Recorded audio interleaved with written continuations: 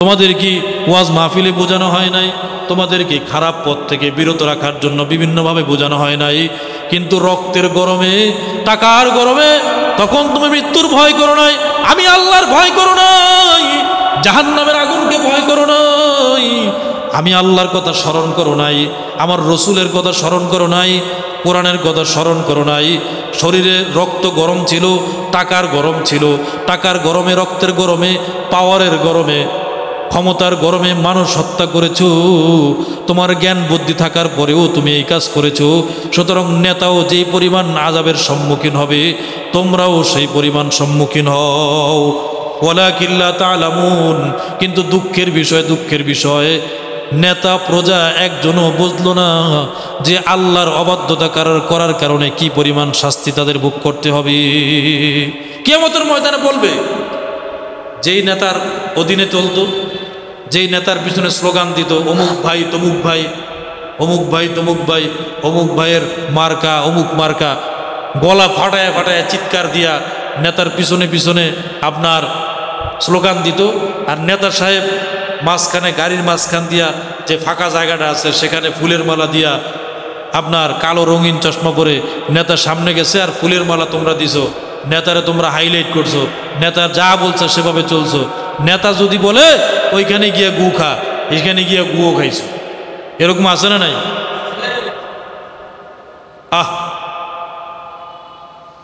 এই যে মানুষগুলো দুনিয়ার একজন নেতার পিছনে, নেতাকে ঠিক রাখার জন্য, নেতার কথাকে ঠিক রাখার জন্য যেই পরিমাণ পরিশ্রম করে, যেই পরিমাণ কষ্ট করে, নিজের জীবন বাজি রাখে, নিজের জীবনকে অকাতরে বিলিয়ে দিতেও তারা দ্বিধাবোধ করে না।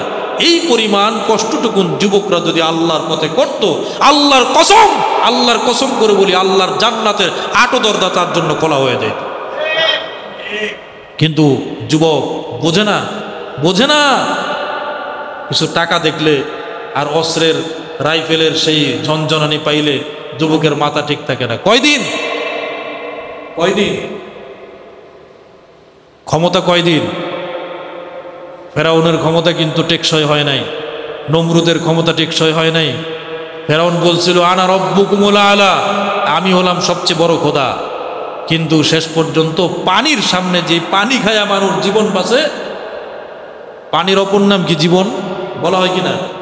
অথচ সেই পানি তার জীবন দেয় নেই, সেই পানি তার মরণের কারণ হয়েছে। ঠিক না বেঠিক? পানির সামনে ফেরাউন কত অসহায়।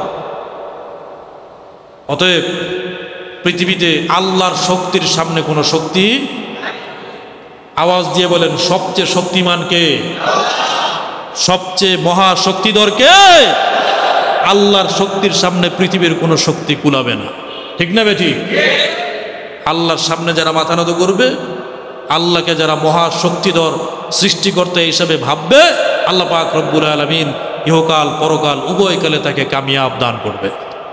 ফেরাউনও কিন্তু গোপনে গোপনে গিয়া কান্ত, আল্লাহ আমি যেই কয়দিন দুনিয়াতে আসি ওই কয়দিন আমার খোদায়িত্ব, আমার এই নেতাগিরি তুমি ছুটায়ও না, যা করার আমার সাথে যা করার, যত মারার তুমি যত মায়ের দিতে পারো, যত রিমান্ড দিতে পারো, সব মৃত্যুর পরে দিও, দুনিয়াতে আমারে দিও না।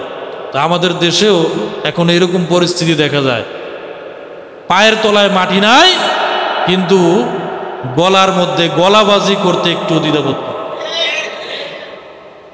রাগ করতেছেন আমার উপরে?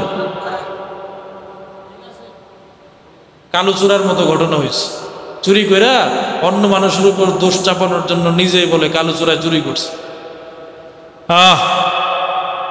পরিস্থিতি খুব ভয়াবহ প্রিয় মুসলমান ভাইরা। তো যাই হোক, বড়গুলি নেতাগুলিকে দেখাই দিবে যে আল্লাহ এগুলি আমাদেরকে পথভ্রষ্ট করছে।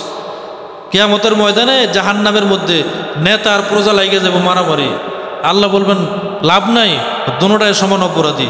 তুই কেন ওদেরকে বুদ্ধি দিয়েছিস আর তোরা কেন তাদের বুদ্ধি নিয়েছিস, দুটোটাই সমান অপরাধী, দুটোটাই এবার জাহান্নামে যাও। ঠিক না বে ঠিক? প্রিয় মুসলমান ভাইরা আমার, শুধু মানুষ শয়তান না, আসল যে শয়তান ইবলিস মকরুম, যে সবার লিডার, মানুষ যে লিডারগুলি আছে না, যেগুলির ওয়ার্ডারে সাধারণ জনগণ হত্যা করে, এই তো মানুষ শয়তান। ওই শয়তানের হেডকোয়ার্টার হইল ইবলিস। হেড অফ ডিপার্টমেন্টের মালিককে মিস্টার ইবলিস। ইবলিসও কিয়ামতের ময়দানে বলবে, আল্লাহ মা না বিমুসরিখিকুম ওয়া মা আনতুম বিমুসরিখিয়া, আমি এদের ভুক্তভোগী না আর এরা আমার ভুক্তভোগী না। আমি এদেরকে শুধু ধোঁকা দিয়েছি, এদেরকে বুঝাইছি, তাদেরকে খালি পরামর্শ দিছি, এরা আমার পরামর্শ গ্রহণ করছে কে? আমি কইছি এগো ধরে ধরে নিছি? আমি শুধু এদেরকে ধোঁকা দিয়েছি, আমি শুধু কান পরা দিছি। এরা রক্তের গরমে, শরীরের গরমে, শরীরে তাকত ছিল, পাওয়ার ছিল, লাফায় লাফায় গেছে আর মানুষ হত্যা করছে, মানুষের জান মাল ইজ্জত নষ্ট করেছে। আমি তো ধরে ধরে এদেরকে নেই। সেদিন শয়তানও দায় সারা কথা বলবে আল্লাহর কাছ থেকে। এই জন্য প্রিয় মুসলমান ভাইয়েরা, যা করবেন হুঁশের সাথে করবেন, যা করবেন বিবেক দিয়ে করবেন, আবেগ দিয়ে নয়। আজকে যারা এই ধরনের অন্যায় কাজ করতেছে সব আবেগের বশবর্তী হয়ে, কেউ বিবেক দিয়ে করে না। ঠিক না ভাই? ঠিক। বাংলাদেশে এই কঠিন পরিস্থিতি হয়ে গেল, কত মায়ের বুক খালি হলো, কত মানুষ, কত পরিবার সন্তান হারা হলো, কত মা সন্তান হারা হলো, কত বোন ভাই হারা হলো, কত স্ত্রী স্বামী হারা হলো, কত আত্মীয় স্বজন তার আত্মীয় হারা হলো। এই যে দেশের একটি থমথমে পরিস্থিতি, দেশের এই যে একটা আপনার উচ্ছৃঙ্খল বিশৃঙ্খল পরিস্থিতি, দেশের এই যে একটা আপনার দুঃখময় পরিস্থিতি, আমার তো মনে হয় এই দেশটা এখন আপনার পুনরায় শকুনের থাবা পড়ছে, পরাধীনতার শৃঙ্খলে আবদ্ধ। আমার মনে হয় এই দেশ আবার পুনরায় স্বাধীন করা দরকার। ঠিক না বে ঠিক?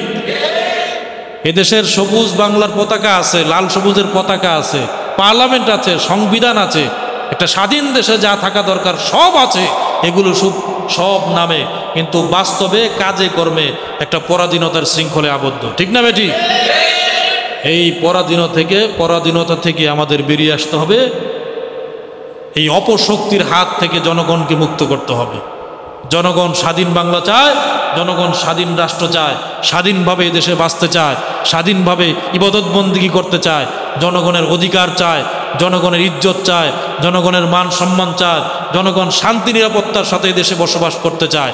সুতরাং এই দেশে যারা অশান্তি সৃষ্টি করে, এই দেশে যারা অরাজকতা সৃষ্টি করে, এই দেশে যারা নৈরাজ্য সৃষ্টি করে, এই দেশে যারা সংঘাত সহিংসতা সৃষ্টি করে, আল্লাহ পাক রব্বুল আলামিন দুনিয়ার মানুষের কাছ থেকে পার পেলেও কাল কিয়ামতের ময়দানে আল্লাহর আদালত থেকে পার পাওয়ার কোনো সুযোগ।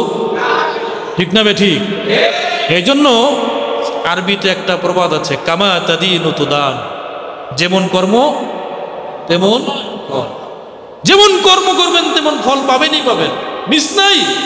ফামান ইয়ামাল মিসকাল যাররাতিন খায়রান ইয়ারা ওয়া মান ইয়ামাল মিসকাল যাররাতিন শাররান ইয়ারা।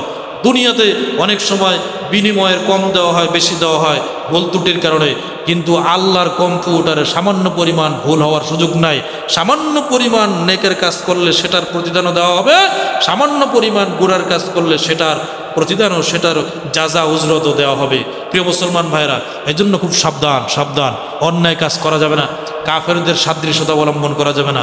আল্লাহ বলেন ওয়াইদ্দাতিল কাফিরিন, এই জাহান্নাম সৃষ্টি করা হয়েছে কাফেরদের জন্য। সুতরাং কোরআনের বিরোধিতা করা যাবে না। আমি তো মনে করি বর্তমানে, আমি মনে করি কি এটাই বাস্তব, বর্তমানে যারা দেশের মধ্যে অরাজকতা সৃষ্টি করে, দেশের মধ্যে বিশৃঙ্খলা সৃষ্টি করে এবং কোরআনের বিরোধিতা করে, এই সমস্ত লোকগুলি যারা অরাজকতা সৃষ্টি করছে, এরাই একসময় নাস্তিকতার আড়ালে, নাস্তিকতার ছত্রছায়ায় কোরআনের বিরোধিতা করত, হাদিসের বিরোধিতা করত, মসজিদ মাদ্রাসার বিরোধিতা করত। এই অপশক্তিগুলো কুরুক্ষিত হবে। এই সমস্ত কাফের মুশরিকদের হাত থেকে বাংলাকে বাঁচাতে হবে। আল্লাহ তাআলা আমাদের সকলকে এই কথাগুলোর উপর আমল করার তৌফিক দান করুক। সকলে পড়েন আমিন। আল্লাহুম্মা